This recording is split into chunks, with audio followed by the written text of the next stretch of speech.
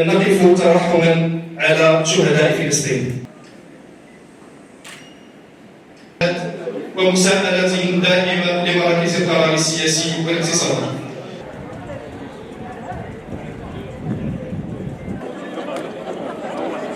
نعقد هذا المؤتمر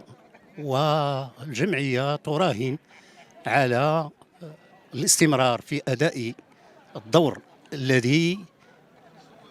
التزمت بالقيام به، وهو حماية حقوق الإنسان والنهوض بهذه الحقوق، إن على المستوى التشريعي أو على المستوى المؤسسي أو وغير ذلك. إذن المؤتمر ينعقد في شروط تتسم بتراجعات كثيرة، وأحيانا قد نقول عنها أنها خطيرة، لا سيما فيما يتعلق بوضعية الحريات العامة ببلادنا، خصوصا وأن المغرب كنا نراهن على أن حقبة قد ولت، وبأننا سنعيش مرحلة جديدة تكون فيها الحرية مضمونة، لا سواء كانت حرية الرأي أو التعبير أو حرية التنظيم والتجمع والتظاهر السلمي وحرية الصحافة وغيرها، إلا أن الوقائع تشي بغير ذلك، بحيث أن هناك هجوم من طرف الدولة، وهو هجوم غير مبرر على هذه الحريات، وبالتالي فستكون هي من بين الأولويات التي سنشتغل عليها كما اشتغلنا عليها في السابق، بالإضافة إلى وضعية الحقوق الاقتصادية والاجتماعية والثقافية. نعرف أن المرافق العمومية تتدهور، وبأن جزء منها يتم خصاصته، وسواء تعلق الأمر بالتعليم أو بالصحة. أما السكن فلا فحدث ولا حرج كما يقال، وبالتالي بالإضافة إلى الحقوق الشغلية، بحيث أن عالم الشغل في بلادنا لا يحترم قوانين الشغل، والكثير من العمال والعاملات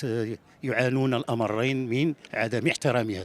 هذه بعض الملفات التي كنا نشتغل عليها، ولكن سنشتغل عليها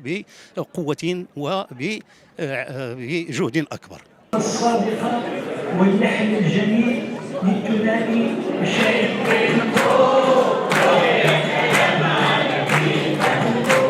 احنا اليوم في جلسة افتتاحية ديال الجمعية ديال المؤتمر ديال الجمعية المغربية لحقوق الإنسان، اللي توجدنا الدعوة كمنظمة من أجل الحضور ديالو. لا شك على أنه الديناميات الحالية، سواء متعلقة بالمنظمة، المتعلقة بالجمعية، المتعلقة بالعديد من الإطارات الحقوقية، ما يمكن له إلا الواحد أنه يكون متفائل بها لصالح أن تقوم الحركة الحقوقية بشكل عام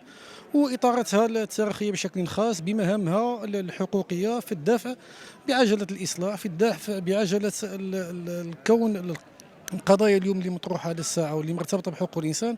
انه تكون هناك مقاربات حقوقيه، وان كانت متعدده احيانا، وان كانت منطلقاتها احيانا مختلفه، لكن هي كلها كنمشي في اتجاه ديال الاصلاح، وكنمشي في اتجاه ديال انه هذا الوضع الحقوقي يزداد اتساع الهامش ديالو. النقاش اليوم اللي ممكن انه يتطرح على الساحه ديال الحركه الحقوقيه بشكل عام هو نقاش مرتبط بهذا القوانين والتشريعات اللي كيتم تمريرها اليوم على مستوى البرلمان، اللي جزء منها داز في مجلس النواب، والجزء اخر غادي يدوز في الغرفه الثانيه، واللي هي اساسا مسطره جنائيه، واللي كاين كذلك كنتصدروا مدونه الاسره والعديد من التشريعات، قانون جنائي، مشروع ديال قانون جنائي كذلك، واللي هي العديد من التشريعات اللي كتهم بشكل اساسي الحريات الفرديه ديال المغاربه، وكتهم بشكل اساسي الحريات ديال المواطنين، خاصه النقاش المتعلق بالمسطر الجنائي، ثم كذلك كتهم الحريات ديال المراه وديال المساواه وتكافل الفرص ما بين المراه والرجل فيما يتعلق بمدونه الاسره. لذلك اعتقد على انه الديناميات الحاليه هي ديناميات جد ايجابيه لصالح ان يكون هناك واحد النوع ديال الدفع في اتجاه اصدار قوانين تكون متلائمه مع الاتفاقيات الدوليه التي صدق عليها المغرب ومع الدستور ومع الزخم الحقوقي الموجود حاليا.